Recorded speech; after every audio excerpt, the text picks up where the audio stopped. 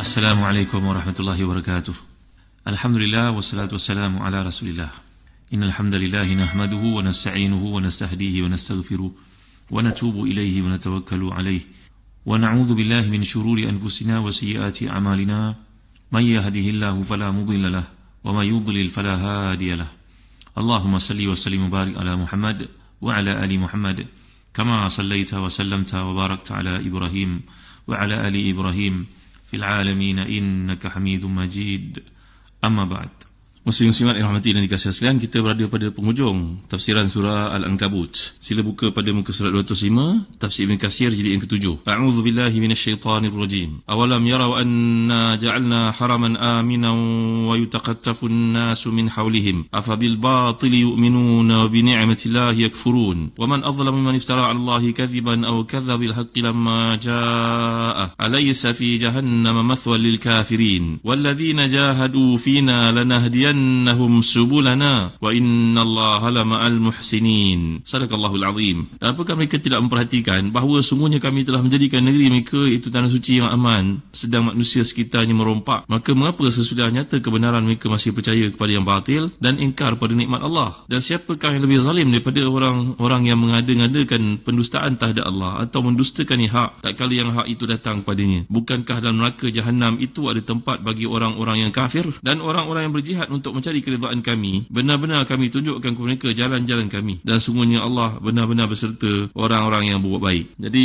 di sini Allah menceritakan tentang anugerah kepada kaum Quraisy mengenai tanah haram yang dianugerahkan kepada mereka, satu pemberian Allah untuk mereka, iaitu tanah haram ini dipanggil dengan berbagai nama. Dipanggil dengan nama Ummul Qura, dipanggil dengan nama Bakkah, dipanggil dengan nama Al-Baladil Amin, wa hadzal Baladil Amin. Ini adalah nama yang menunjukkan kepada keagungan. Dalam kitab yang bertajuk Mekah, Kelebihan dan Sejarah, karangan Syekh Datuk Dr. Abu Anas Madani hafizahullah, menunjukkan bahawa begitu banyak nama yang dikutip daripada akhbar Makkah, bahawasanya tempat ini tempat yang istimewa di sisi Allah SWT dan Rasulullah SAW. Bahkan Nabi pernah bersabda, kalaulah tidak kerana pendudukmu negeri ini mengeluarkan aku, maka tentu aku tidak akan keluar darinya. Maksud Nabi cinta untuk stay duduk di Mekah, tetapi oleh kerana mereka telah mengusir Nabi ataupun usaha untuk menzalimi Nabi, membunuh baginda SAW, maka baginda telah milih Madinah untuk menjadi tempat perjuangan dan diasaskan negara Islam itu. Jadi kita pernah pelajari dalam surah Quraisy ketika tafsir Juz Amma di IKIM ini beberapa tahun lalu tentang keistimewaan bumi Mekah. Sekarang kita lihat flashback balik kepada surah Al-Ankabut. Bahawanya surah ni merupakan satu-satu surah yang ada padanya perkataan hayawan. Telah saya jelaskan kepada tuan-tuan tentang hayawan ni bukanlah satu makhluk yang kita lihat depan kita seperti kucing ke kerbau, lembu dan sebagainya, tapi dia merupakan masdar dari perkataan hayy, seperti al-hayatu. Jadi yang maksud kehidupan. Namun dalam kata tersebut, kalau disebut perkataan hayawan ni atau wazan fa'lan, itu merupakan penekanan dalam makna yang tidak terkandung dalam perkataan hayatun. Kerana hayawan itu satu pemilihan perkataan yang lebih menggambarkan suasana di akhirat, sebagaimana kehidupan manusia menagih kesempurnaan, kebahagiaan. Apa yang mereka cari dengan wang yang banyak? Kebahagiaan. Apa yang mereka cari dengan perkahwinan? Kebahagiaan. Apa yang mereka cari dengan pekerjaan? Kebahagiaan. Maka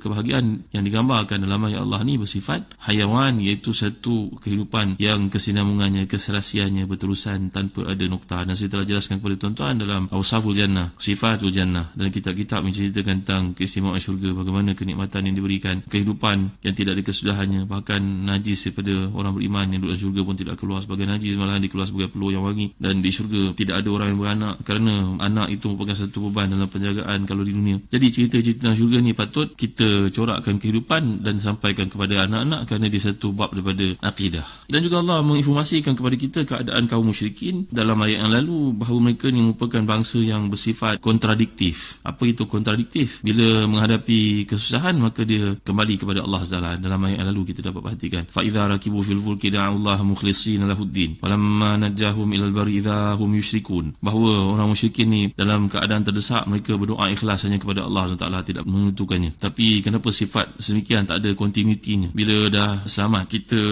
akan melihat ukuran barometer kepada keterikatan manusia dengan Tuhan ini berlaku apabila dalam kesusahan. Maka seperti kisah yang dikemukakan kitab tafsir, contohnya tafsir Sawi Al-Jalalain itu, bahawasanya dibawakan informasi oleh Imam Jalalain bahawasanya orang kafir dahulu kala membawa patung-patung dalam bahtera yang mereka naiki dengan harapan akan menyelamatkan mereka, tapi tak kala berlaku badai, ombak besar, maka dicampakkan ke laut dan mereka akan fokuskan permintaan hanya kepada Allah SWT sahaja. Jadi mereka hanya berdoa kepada Allah dengan mengikhlaskan ketaatan dan niat kepadanya serta benar-benar jujur dalam permohonan mereka kepada Allah. Tapi bila mereka telah pun aman dan selamat daripada bencana itu, mereka kembali melakukan syirik, menyembah Tuhan-Tuhan, mengingkari nikmat Allah SWT. Jadi inilah dia sifat yang mana merupakan lumrah sifat manusia, ingat ketika susah, lupa ketika senang. Jadi saya dah bawakan kisah juga tentang Ikrimah bin Abi Jahal. Surah ini dalam tafsir Ibn Katsir, boleh tuan-tuan rujuk. Baik, di antara maksad surah Al-Ankabut ni untuk tuan-tuan iaitu menceritakan tentang hakikatul iman, bahawa iman ni satu benda yang memerlukan kepada amal. Dia bukan setakat perkataan sahaja. Jadi telah menjadi sunnatullah, tidak akan meninggalkan manusia tanpa mendapat ujian keimanan, sehingga mereka sering mengetahui kedudukan mereka, keberadaan level mereka di mana. Jadi iman kepada Allah ni memerlukan kepada kesabaran, mujahadatun nafs, dan beriltizam istiqamah dengan agama yang dipilih oleh Allah SWT itu. Bahawa dengan cara demikian barulah mereka akan selamat daripada sifat nifak dan juga sifat fusuk. Jadi daripada awal surah ni kita dapat lihat contohnya dalam ayat kedua yang lalu, ahasibanna su'ay yutraku ayyaqulu amanna wahum la yuftanun. Jadi apakah manusia menyangkakan mereka ditinggal begitu sahaja, berkata kami telah beriman, mereka tidak diuji. Jadi Allah mengkehendaki untuk menguji manusia dan imannya, supaya dengan amal yang zahir itu jelas dah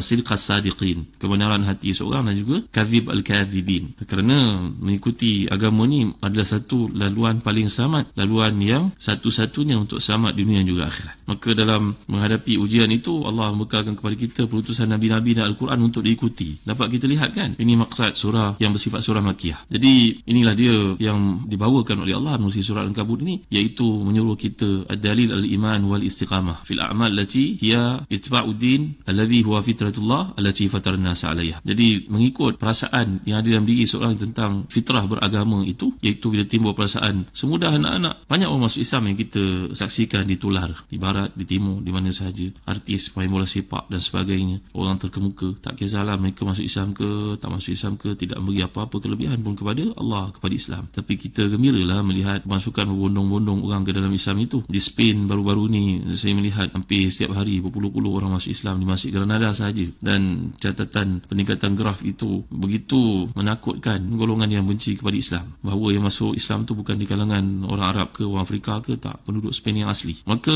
di sinilah kita dapat lihat ajaran ataupun bimbingan ke arah istiqamah ni. Istiqamah memerlukan kepada mujahadah, kerana mujahadah melakukan amal salih itu dan mengikuti qawanin yang Allah tetapkan ataupun takalif ataupun tanggungjawab. Jadi di sini menunjukkan kepada kita keterkaitan di antara apa yang dinamakan sebagai iman itu diikuti istiqamah dan mujahadah. Allah Taala Maha berkuasa untuk jadikan manusia tu taat, ikut dengan fitrah, semua masuk Islam, semua ikut Islam. Tapi ini adalah hikmah yang Allah jadikan, bahawa ada kalangan manusia, wa anna minas salihun wa minna duna dhalik kunna tara'iqa qidadah. Kata jin kepada Nabi SAW bahawa begitu juga manusia, ada yang istiqamah dalam kebaikan, ikut kebaikan, beramal salih. Tapi bagaimana nak buat kalau pilihannya adalah untuk mengikuti jalan kesesatan dan kemaksiatan kepada Allah SWT. Bahawa dapat kita lihat bimbingan Al-Quran menceritakan perkara ini satu persatu. Baik, satu mulakhas kepada maudhu' surah ni. Kalau kita lihat tema surah ni, sekali lagi saya bawakan kepada tuan-tuan, permulaan surah ni merupakan tu'akid an Allah Subhanahu wa ta'ala yuridu an yamtahina an-nas bi imanihim, iaitu Allah SWT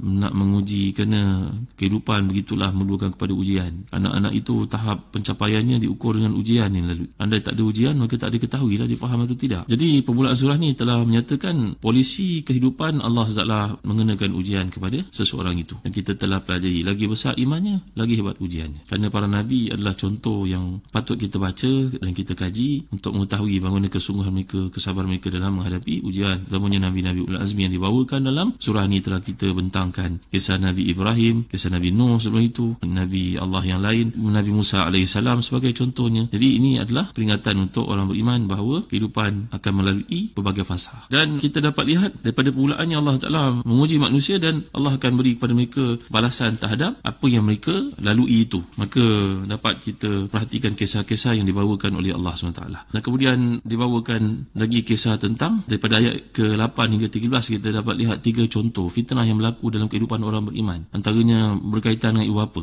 ta'thirul walidain ala abnaihim liyubquhum ala syirki. Kita dah bawa kisah Sa'ad bin Abi Waqqas yang telah pun dipaksa oleh si ibu untuk murtad, bahawa kembali kepada agama asli mereka. Kita telah lihat. Begitu juga ujian yang berlaku kepada orang beriman. Kisah yang berlaku kepada Khabbab bin Al-Araj yang telah saya bawa kepada tuan-tuan, dan Abdullah Zul Bijadain. Dan kita dapat lihat juga bagaimana khida' yang dilakukan oleh puak kafir untuk menyesatkan orang beriman. Ittabi'u sabilana wal nahmil khatayakum. Marilah ikut kami, nanti kami akan pikul dosa-dosa kamu. Kemudian kita juga telah pelajari yang surah Al-Ankabut ini, kisah antara Nabi yang paling agung dan bagaimana kesudahan umat yang telah dibinasakan oleh Allah SWT itu. Ada yang dikenakan dengan taufan, iaitu banjir besar. Dan saya telah tegaskan kepada tuan-tuan, berlaku perbezaan istilah dalam bahasa Melayu kita dengan bahasa Arab. Janganlah kita mengambil terjemahan direct daripada Al-Quran dengan menyangkakan itu yang betul. Seperti contoh yang saya bawa kepada tuan, perkataan fitnah, perkataan taufan. Ini antara kesilapan berlaku penterjemahan, iaitu mereka membawa kepada maksud bahasa Melayu, padahal bukan begitu yang dikehendaki oleh Allah SWT. Dan kisah tentang mereka yang telah pun ditenggelamkan dulu ni, kisah sayhah, kisah penenggelaman. Dan begitu juga bagaimana Allah membawa kepada kita kisah Nabi Nuh, kisah Nabi Ibrahim dengan umatnya, Nabi Lut, dan juga Nabi Shu'aib di Madian, kaum Ad, kaum Thamud, Qarun, Fir'aun, dan juga Haman. Jadi ini adalah bukti bahawa dalam pencapaian para anbiya itu, iaitu membawakan Islam, mereka diuji dengan penentangan, kezaliman berlaku pada mereka. Maka tidak mudahlah untuk membawa Islam itu dengan menyangkakan nanti kapit merah yang akan menyambut kamu. Jadi tuan-tuan yang dirahmati dan dikasihi, ini sebagai satu peringatan untuk kita memahami surah Al-Ankabut ini pada penghujungnya. Dan kemudian saya telah jelaskan kepada tuan-tuan, bila Allah menyatakan liyakfuru ma atainahum wa liyatamatta'u fasawfa ya'lamun. Lam ini sama ada bersifat aqibah ataupun bersifat sayrurah. Mana orang musyrik ni satu amaran Allah kepada mereka, buatlah apa yang kamu nak. Jadi kata-kata seperti ini adalah